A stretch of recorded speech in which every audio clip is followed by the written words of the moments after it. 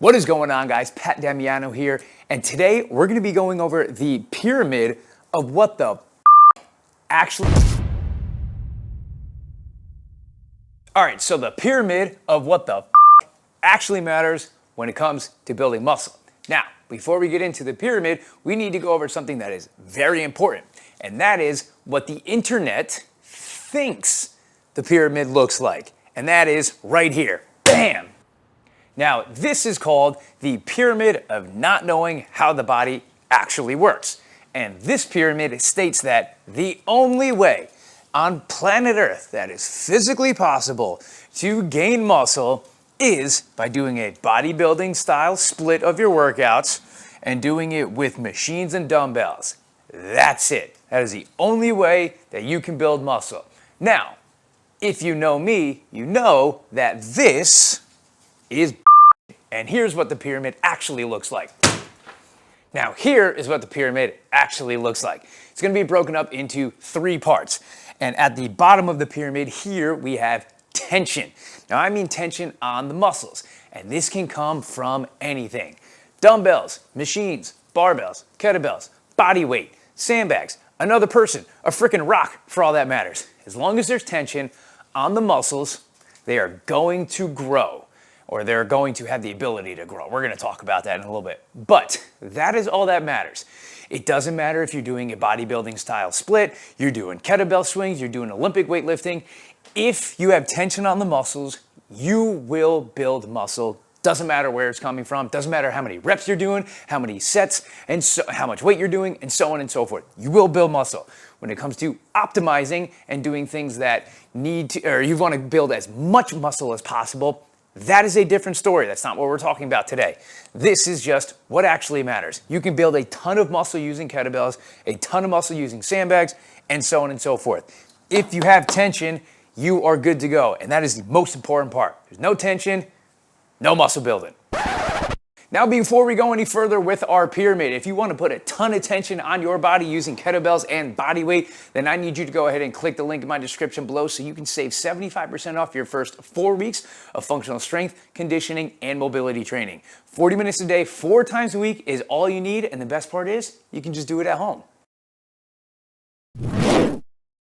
Now, the second thing on the pyramid is going to be protein, and adequate protein. I always like to throw that in the mix. That is a very important word that I always put in there because we need to be eating the right amount, not just eating protein. There's a difference between 40 grams of protein and 150 grams, okay? So 0.8 to 1.0 grams of protein per pound of body weight. You weigh 100 pounds, 80 to 100 grams of protein a day. You weigh 200 pounds, 160 to 200 grams of protein a day. And every single day. That is the most important part. Look, at the end of the day, when we put tension on our muscles, we are tearing them and ripping them. That's just what happens.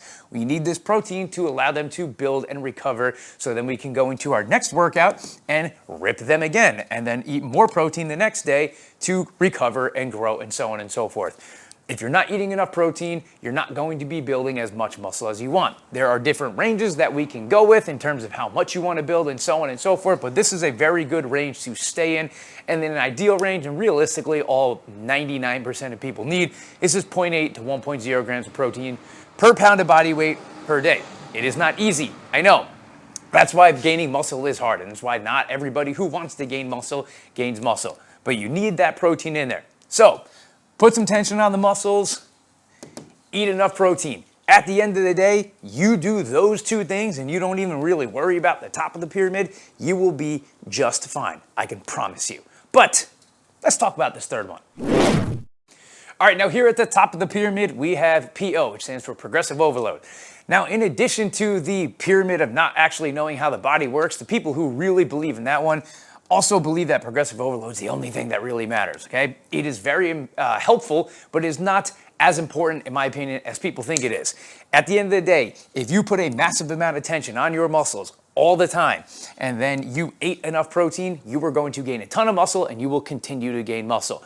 Progressive overload is definitely a little bit more of a scientific and smarter and more data-driven way to do it, and if you're that type of person, then go for it, but not a lot of people are. I'm not.